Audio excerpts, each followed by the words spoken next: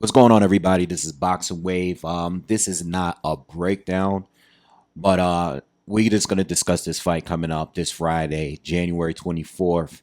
It's gonna be about 4 a.m. Eastern, here in the States. Okay, you can watch this fight on ESPN. Naoya Inoue is gonna be making his return against Joon Kim.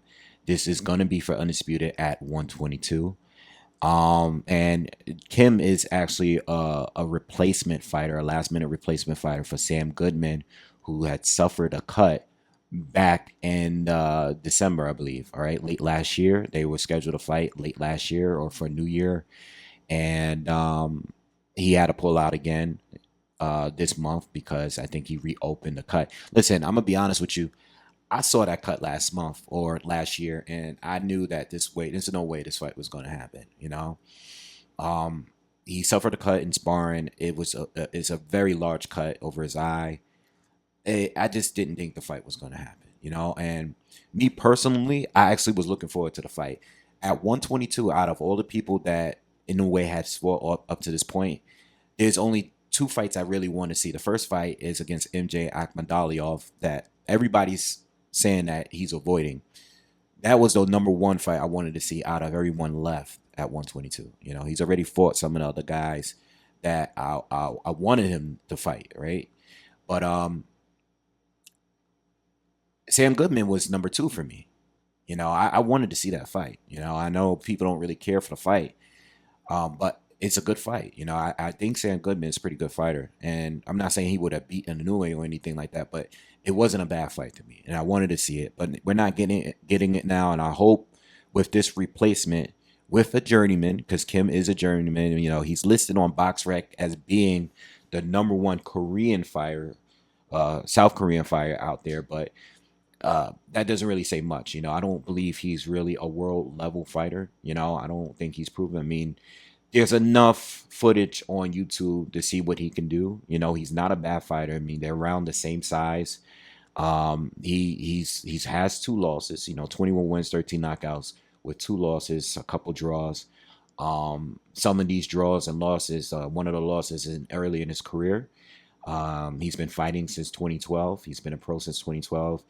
He took a 3-year layoff from 2019 to 2022, and since he's been back, he's a solid boxer. Look, he's a solid boxer from what I can see. He seems durable. He looks like he can fight on the inside, the outside. He can switch. He can fight as a southpaw. He can fight orthodox. Like, he's a decent fighter. He's well rounded. I don't think he's good defensively. But if he's durable, he can make up. That can make up for the lack of defense he has. But I can't sit here and sell you the fight. Like, I can't, because there's levels, and when you're a guy like Inoue doing everything that he's done in the previous four divisions or so, doing what you did at 118, becoming undisputed, going up to 122, beating Stephen Fulton, beating Marlon Tapales, beating Louis Neri and TJ Doheny, which was a fight that I didn't really care for. But even TJ was a lot more experienced than Joon Kim. You know what I mean? So, look, I'm not going to sit here and sell you a fight. Style make fights and everything like that. But there's nothing I see in Kim, in his skill set or on his resume or in his experience, where I could see him beating Inoue. Like, if this guy was able to beat Inoue, it would literally be like the biggest upset ever. You know what I mean? Because we're talking about probably the greatest Japanese fighter of all time, one of the greatest Asian fighters of all time, and just one of the top three fighters of all of boxing right now. You know what I mean? So if Kim was able to pull off this win somehow, some way, it would be like the biggest upset, like, period. You know what I mean? So I can't sell you the fight. I'm expecting Inoue to stop him whenever he wants to. I don't know if Inoue is going to come out fast. I don't know if he's going to carry the fight some and then get a stoppage. But I'm expecting Inoue to stop him, and probably within 5 rounds, depending on what he feels like doing. I don't think Kim really offers anything that Inoue hasn't seen yet. I don't think he's really that explosive, that powerful at the level. I did watch a good portion of his fight that he lost recently, a majority decision against Rob Diesel. I don't know if it's Diesel.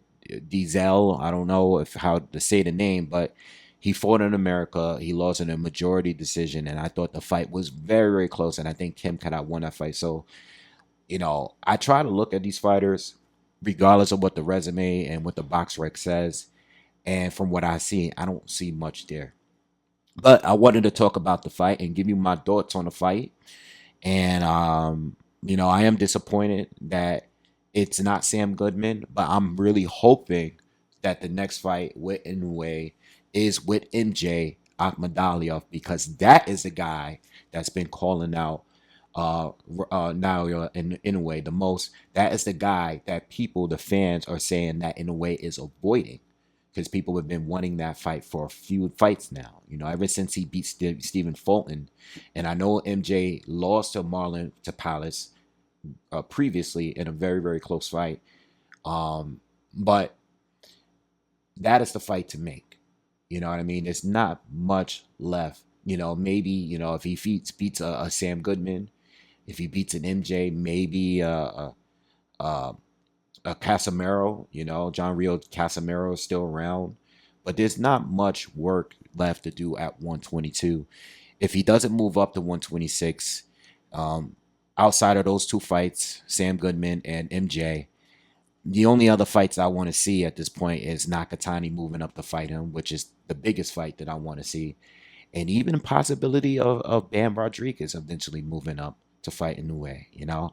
I still believe that Inoue may be a little bit too small for 126, but we'll talk more about that when he gets there. You know what I mean? But as far as 122 and down, the four fights that's left for me is Goodman, MJ, Nakatani, and Bam Rodriguez. Those are the only fights I'm interested in. This is a tune-up.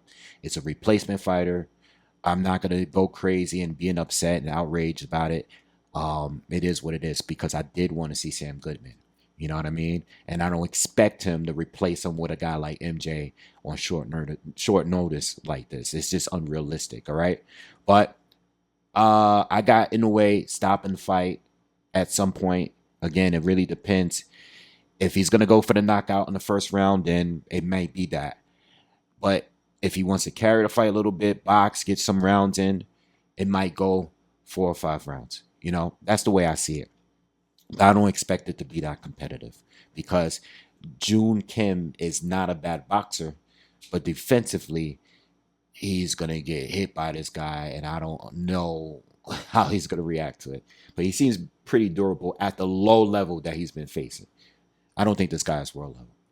All right, so those are my quick thoughts on the fight. It will be Friday, early morning here in the States. Not going to be covering it live, but I'll let you guys know on what I feel after the fight. All right, I'll see you guys on the next one. Y'all have a good day. Peace.